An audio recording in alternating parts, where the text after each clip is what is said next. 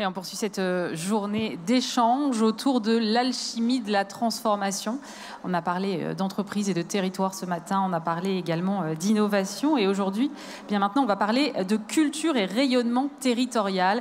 Et pour ça, j'ai le plaisir d'accueillir Sophie Joissin, maire d'Aix-en-Provence. Bonjour. Bonjour.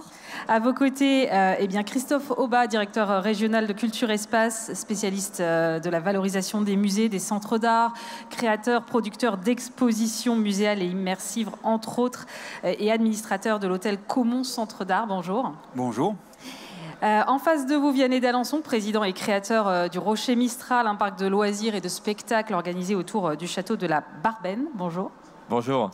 Et Dominique Bluzet, président de l'agence marketing territoriale One Provence, directeur également de théâtre, notamment du Grand Théâtre de Provence, qui est le regroupement théâtral, second pôle de spectacle le plus important de France, c'est ça? Exactement, après en dehors des opéras.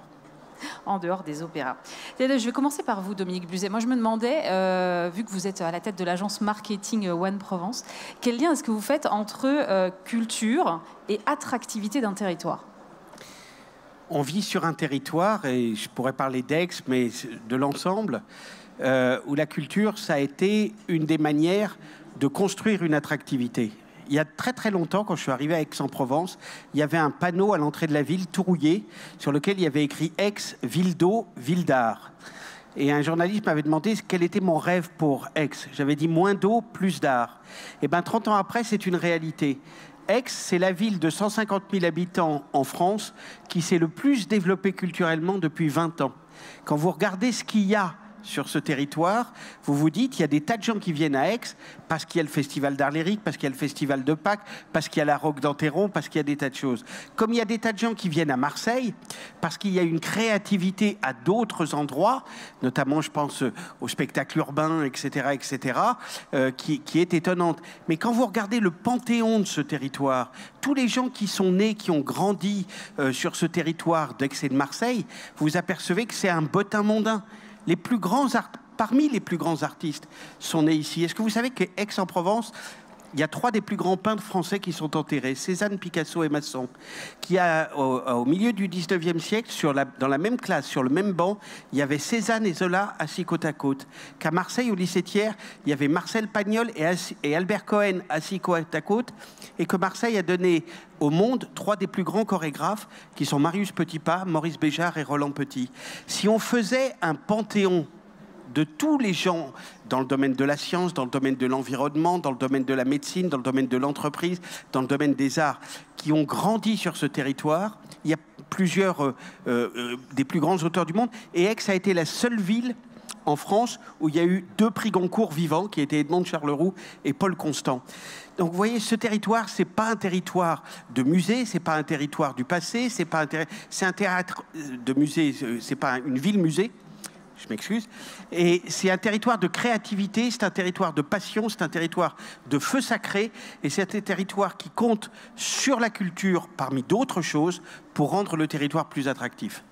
Sophie Joissin, oui. J'imagine que l'élu partage ce point de vue, mais alors moi ce matin on m'a dit, non mais vraiment le territoire c'est une terre d'innovation, c'est béni des dieux pour l'innovation. J'ai l'impression que c'est aussi le cas finalement pour la culture. Oh bah, la culture et l'identité de la ville d'Aix-en-Provence, bien entendu, Dominique le disait à l'instant, depuis 20 ans, 25 ans maintenant, la ville s'est développée comme jamais. Et je pense qu'elle a vraiment ce statut de capitale de la Provence et de capitale des arts. Ça me paraît une évidence. Dominique parlait à l'instant du Festival de Pâques, du Festival d'art lyrique, d'Angelin Prège-Locage, du musée Caumont. Parlons-en aussi du musée Granet qui a accueilli maintes expositions Cézanne, Picasso, et demain nous allons poursuivre. Nous sommes aujourd'hui sur les industries créatives et culturelles avec France 2030 et on continue. Je dirais que la culture à Aix-en-Provence, c'est l'identité, c'est la manière de respirer de tous. On atteint 70% d'éducation artistique et culturelle dans les écoles. Notre force, c'est de faire en sorte que tous puissent participer. Il n'y a pas de quartier prioritaire où il n'y a pas de culture. Nous avons un théâtre gratuit municipal dont la programmation est saluée au national et qui est dans un quartier prioritaire. Il est gratuit, on réserve ses places. Et il y a du coup une mixité de populations qui sont là, qui aiment les mêmes choses, qui vont découvrir, qui vont goûter.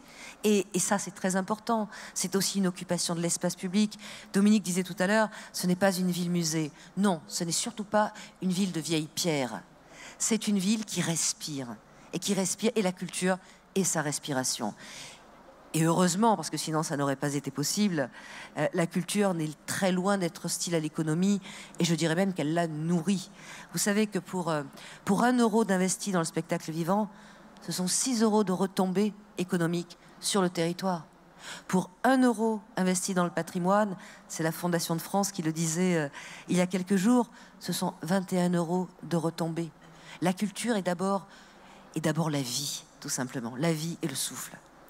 Christophe Aubat, quel rôle jouent les acteurs publics dans cette respiration alors? Et les acteurs privés? Ils ont une place, les acteurs privés, et ça me permet de le redire, les acteurs privés ont une place sur le paysage culturel. Et ça n'est pas évident. Quand on pense à acteurs culturels, nous pensons à structures publiques, associations, fondations. Combien de fois, et dans le monde économique, on vient me dire, mais qui est-ce qui est derrière vous? Une fondation? Vous êtes un établissement public? Et à contrario, dans le monde culturel, un acteur privé, nous sommes peu nombreux, on a du mal à comprendre notre mode de fonctionnement. Il y a comme un temps d'apprivoisement, d'appropriation. Donc il est bon de rappeler que l'acteur privé a toute sa place et a une part à prendre dans l'offre culturelle d'un territoire.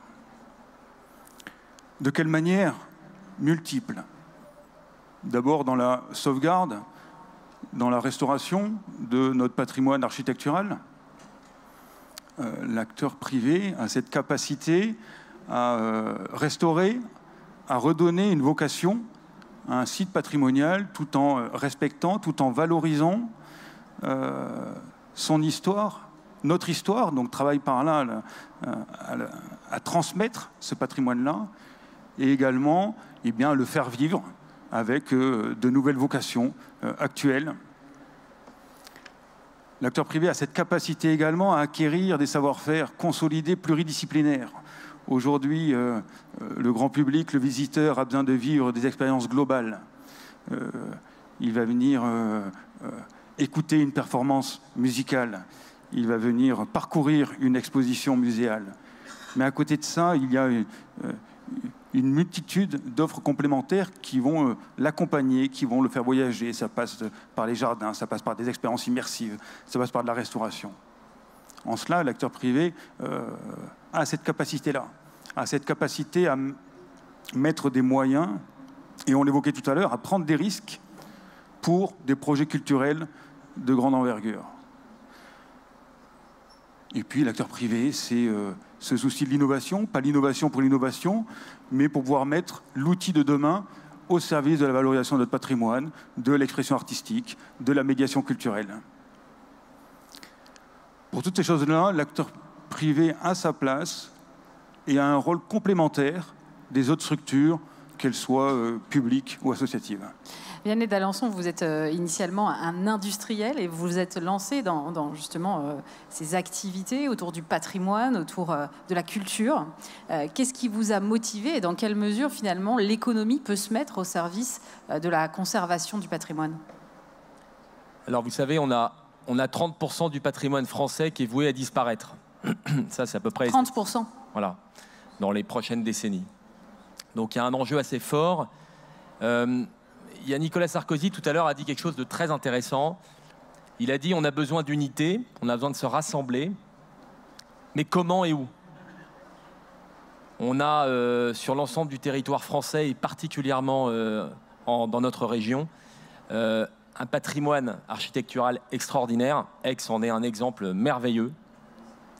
Et je crois qu'aujourd'hui, cette unité, on peut la retrouver autour de ces lieux, qui sont des lieux de mémoire collective assez forts, qui sont des lieux qui donnent un sentiment de fierté et d'appartenance. Le mot identité qui a été utilisé par Nicolas Sarkozy est régulièrement utilisé à mauvais escient par certains politiques qui veulent l'utiliser de façon extrême et pas du tout dans son sens authentique. Je crois que c'est surtout notre ADN. C'est surtout une ADN qui nous est transmise par cet amour des régions dans lesquelles on vit, des villes dans lesquelles on se déroule nos vies. Et donc je crois que le patrimoine est vraiment ce lieu clé, un lieu charnière où peuvent se retrouver l'ensemble des Français. Donc je pense que le patrimoine est clé et il a besoin de l'économie pour subsister. Parce que c'est clé aujourd'hui, c'est-à-dire que s'il n'y a pas d'économie sur le patrimoine va évidemment partir en ruine. Puis la deuxième chose, c'est que moi je suis très sensible à la conservation, mais je n'imagine pas la conservation sans la création. C'est-à-dire que la création, c'est l'élan de la conservation. C'est-à-dire on conserve et on crée en même temps, on conserve le patrimoine et on crée, et Dominique Bluzet connaît ça bien mieux que moi depuis de plus longues années, et Christophe aussi, avec la création de ce que fait Culture Espace. C'est clé pour l'avenir de cette conservation. Il n'y a pas de conservation sans création. Il n'y a pas de création qui est enracinée dans une histoire, dans une nation, ce qui fait la spécificité aussi de cette France merveilleuse qui rayonne par-delà les mers. Sophie Joassin, comment est-ce que vous faites cohabiter les acteurs publics et les acteurs privés au sein de votre collectivité sur ces sujets de la culture? Écoutez, moi je pense que la collectivité, elle est là pour discerner les talents et les aider le cas échéant, et les faire vivre. C'est-à-dire leur permettre l'espace public, leur permettre des moyens qui sont ceux de la ville. Mais on n'est pas là pour être à la place des acteurs culturels. Il ne faut pas se tromper, ce n'est pas notre rôle. Dominique Bluzet, vous avez regroupé plusieurs théâtres au sein d'une même structure. Je voulais savoir dans quel but et qu'est-ce que ça changeait en termes de force de frappe. Au début, c'est des petits théâtres, et pris individuellement. Et en les regroupant, on a construit une aventure unique en France, puisque c'est une aventure publique-privée. C'est 480 salariés, c'est 8000 artistes accueillis chaque année. D'un point de vue économique, c'est des chambres d'hôtel, des restaurants, tout ça. C'est 260 000 places vendues, c'est plus de 800 représentations en intérieur et en extérieur.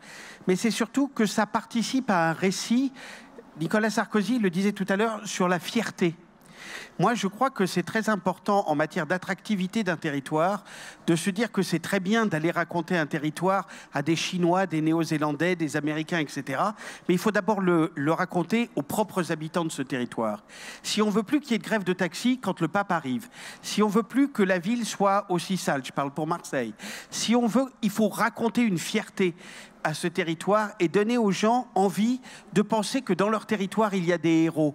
Et les lieux de culture, ils sont là aussi pour s'associer à ce récit collectif et à se dire, cette réussite-là, qui nous permet d'être tous ensemble, de partager des émotions tous ensemble, eh ben, elle est essentielle parce qu'encore une fois, pour qu'un territoire réussisse, il a besoin de ses héros.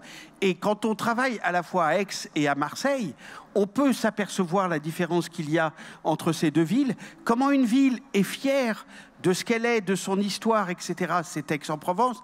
Et comment une ville comme Marseille souffre de ne pas avoir ces leviers de fierté. On a été capitale européenne de la culture ensemble. On a réussi des tas de choses ensemble. Mais quand il y a un journaliste qui m'avait posé au moment de la capitale européenne de la culture, à la fin, qu'est-ce qui va se passer maintenant ? Eh bien, il va falloir s'habituer à ce qu'on gagne.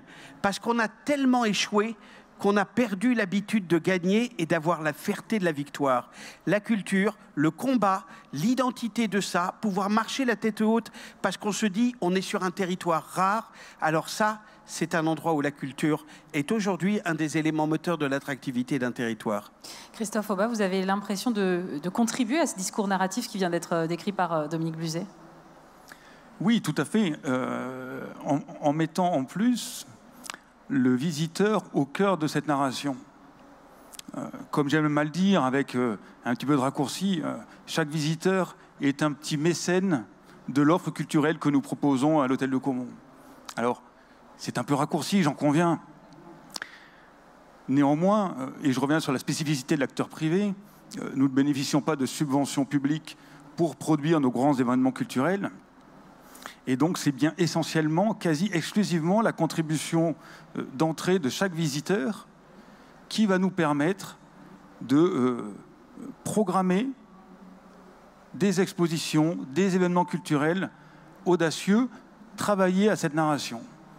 C'est aussi cette contribution du plus grand nombre qui va nous permettre de favoriser, sans contribution publique, favoriser l'accès à ceux qui sont en périphérie de l'offre culturelle ou ceux qui n'ont pas les mêmes capacités. Je pense aux scolaires, je pense aux familles, je pense à certains exclus. Et donc en cela, j'aime à dire que chaque visiteur est un petit peu le mécène de l'offre culturelle. Sans lui, notre activité ne peut être pérenne. Or, si nous croyons, et je le crois, que la culture a un caractère essentiel dans la société d'aujourd'hui et pour édifier la société de demain et nous maintenir dans ce rôle de passeur entre aujourd'hui et demain, chaque visiteur est un petit peu un mécène. Vianney d'Alençon, c'est important ce que vient de dire Christophe. Il disait qu'il n'y a pas de subvention publique. Il y a un business model possible aujourd'hui pour les acteurs de la culture. Alors, il y a en effet une nécessité d'avoir un business model, ça c'est clé, et aujourd'hui, de nombreux projets culturels montrent qu'il y a une rentabilité qui permet de faire vivre ces lieux, donc ces lieux patrimoniaux pour ce qui me concerne au Rocher Mistral, et aussi un impact économique très important dans un territoire. Moi, quand j'ai racheté le château de la Barmin et qu'on a créé le Rocher Mistral, ça a été 400 emplois, ça a été 40 millions d'euros investis dans des entreprises locales. Donc il y a un impact qui est extrêmement fort, et ce qui est un exemple ici, l'est pour évidemment bien d'autres projets. Donc je crois qu'il y a un impact, ça permet aussi de faire vivre beaucoup de petits artisans. Moi je pense notamment dans nos métiers aux artisans d'art. On a 70 intermittents du spectacle aussi qui sont à domicile chez nous. Donc il y a quelque chose qui est clé. Et pour rebondir, je pense qu'il y a un besoin en tout cas d'avoir un soutien très ferme et très clair de l'administration, parce qu'il ne faut pas oublier qu'une entreprise culturelle, c'est une PME. Et vous voyez, ce matin, je lisais dans Challenge une déclaration de notre ministre des PME, Olivia Grégoire, qui disait les patrons de PME vivent un enfer administratif. Et je crois qu'aujourd'hui, il faut que l'État accompagne et prenne conscience que les entrepreneurs sont de moins en moins, prennent de moins en moins de risques, comme disait Nicolas Sarkozy tout à l'heure, pour une raison assez simple, c'est que le tunnel est très long et que la lumière au bout du tunnel est très difficile à voir. Et donc je crois que cet enfer administratif demande vraiment qu'on ait un soutien de la part de l'État de plus en plus fort. Dominique Bluzet, vous vouliez rajouter quelque chose? Oui, le Festival de Pâques, c'est une entreprise entièrement privée, c'est financé sans argent public, dit-on. Mais il ne faut pas oublier qu'on a de la chance d'être ici, parce qu'on a une marque. Aix, c'est une marque. Elle est mise à notre disposition. La Provence, c'est une marque. Elle est mise à notre disposition gratuitement. Marseille, d'une certaine manière, c'est une marque. Elle est mise à notre disposition. Aujourd'hui, si on voulait faire un festival de musique à Thionville, il n'aurait pas les mêmes retombées qu'ici. Si on voulait faire un musée d'art contemporain à Besançon-Bois-Colombes, ça n'aurait pas les mêmes choses qu'ici. On a la chance d'être sur un territoire où, dans un certain nombre de cas, l'entreprise privée est prédominante dans le fonctionnement, mais sans la marque, qu'est-ce qu'on est? Le festival d'art lyrique à Pleumeur-Baudou, je vous jure que ça n'a pas la même fréquentation. Puisqu'il est question aujourd'hui de l'alchimie de la transformation, on le voit, hein, la culture transforme aussi le visage, mais physiquement, même des territoires. Je crois que vous avez à Aix un projet de réhabilitation du quartier du Faubourg avec des industries créatives. D'où vous est venue l'idée, Sophie Joassin? C'est un quartier qui est un très joli quartier de la ville, où se trouve d'ailleurs l'école d'art, le pavillon Vendôme. Mais c'est un quartier qui commençait à se dégrader. Donc on a décidé de le réhabiliter et de faire en sorte que ce quartier devienne aussi le quartier des métiers d'art. Parce que quand on parle de culture, on imagine musique, danse, théâtre, mais c'est vrai que les métiers d'art, jusqu'à présent, n'étaient pas forcément ciblés. Et moi, je pense qu'au contraire, ce sont à eux que l'on doit justement d'avoir un patrimoine extraordinaire. Il faut les mettre à l'honneur et il faut les pousser dans ce sens. Donc, on va faire en sorte que les loyers soient abordables à ce niveau-là, de manière à pouvoir les positionner sur ce quartier. Christophe Aubasse, comment est-ce que vous interagissez justement avec les autres structures, comme les acteurs publics, mais aussi les fondations, les associations? Parce que finalement, le monde culturel est assez divers. Oui, tout à fait. Et je rejoins ce que disait Dominique tout à l'heure. Il y a un vrai maillage culturel du territoire. Et chacun d'entre nous, nous avons une place à prendre. Nous sommes une partie du faire-valoir, mais au milieu d'un tout. Au milieu d'un tout. Et donc, nous avons à interagir avec chacun d'entre eux, quels qu'ils soient. Les exemples sont multiples, et qu'ils soient publics, associatifs, fondations, collectionneurs particuliers. Quand nous, par exemple, quand nous collaborons avec le Musée d'art moderne de la ville de Paris pour pouvoir présenter et produire une exposition Raoul Dufy à l'Hôtel de Caumont, c'est un exemple de cette interaction, de cette collaboration.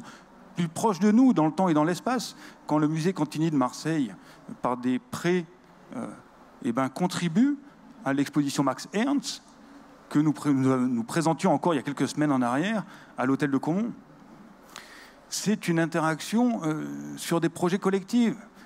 Évidemment, on pourrait citer la première édition de la Biennale d'art d'Aix-en-Provence, à l'initiative de Madame le maire l'année dernière, où nous nous sommes retrouvés, toutes structures confondues, associatives, fondations, établissements publics, acteurs privés de différentes dimensions, autour de ce grand projet qui a mis la culture au cœur de la ville tout au long de l'année. Ce sont aussi des interactions bilatérales. Quand à l'Hôtel de Caumont, nous accueillons une performance dansée, les journées d'éloquence, quand nous créons des contacts avec le camp d'Émile, à l'occasion de l'exposition Max Ernst, puisqu'il a été interné en 1940. On est bien dans une logique de territoire et dans ce maillage culturel. Et là, je n'évoque pas là nos interactions avec les autres acteurs en dehors du monde culturel, qu'ils soient institutionnels, publics, privés, et évidemment dans l'écosystème du tourisme, les offices de tourisme, Bouches-du-Rhône, Provence Tourisme, le comité régional du tourisme, tous les partenaires et prescripteurs privés, les hôteliers, les agences réceptives, tout cela fait un maillage du territoire. L'identité dont parlait Dominique tout à l'heure, elle se fait ensemble. On l'hérite et comme je le disais, on est là pour le transmettre en passeur. Dominique Bluzet, avec One Provence, comment est-ce que vous faites rayonner cette offre culturelle au-delà du territoire? L'idée, c'est déjà de dire que le territoire de la métropole, c'est pas que Marseille. C'est un ensemble de villes, de villages, d'habitants qui sont dans plusieurs endroits et qui ont droit à ce qu'on porte le même regard sur eux que sur les autres. C'est aussi comment on essaye d'avoir un récit de ce territoire qui nous permette d'être comme une famille, avec parfois, comme dans certaines familles, des scènes de famille, mais aussi avec une solidarité qui permet de se dire que c'est une institution qui est toute neuve, cette métropole, qui va forcément, avec le temps, évoluer, mais on est là pour construire quelque chose qui sera là dans 50 ans. Dans 50 ans, notre responsabilité aujourd'hui de responsables culturels, politiques, etc., c'est de se poser la question, qu'est-ce qu'on va léguer à nos enfants ? On va leur léguer un territoire pour lequel il est important d'avoir une vision. Pour avoir cette vision, il faut réunir des gens et parler de cette vision. Il faut être capable de la créer, de l'inventer, de l'imaginer, de la vendre. À la fois, ce que je disais, aux habitants du territoire, mais aussi à un ensemble de structures, que ce soit des grandes entreprises, que ce soit des ministères à Paris, que ce soit à l'étranger, etc., etc.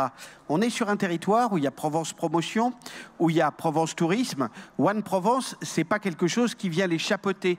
C'est quelque chose qui vient interréagir avec eux pour essayer de donner plus de poids, plus d'efficacité à une politique qui consiste à dire on est quand même sur une terre bénie. Et qu'on soit à Aix, qu'on soit à Marseille, qu'on soit à Puy-Loubier, qu'on soit à Martigues, etc., ce territoire, il est béni des dieux, on va raconter cette histoire. L'objectif de One Provence, c'est d'être porteur du récit et d'être capable de le communiquer au plus grand nombre en associant toutes les structures qui existent pour faire en sorte que ça soit un étendard. Il va y avoir des lieux totems comme ça un peu partout sur le territoire parce que One Provence, ça va être le totem. J'entends que l'offre culturelle doit être durable, donc ça veut dire aussi sans doute prendre en compte l'environnement. Vianney d'Alençon, est-ce qu'on peut mettre la culture au service de l'écologie? Alors écoutez, je pense qu'il faut. Je pense que l'écologie est une thématique qui est clé. Il faut qu'on soit acteur de l'écologie de demain.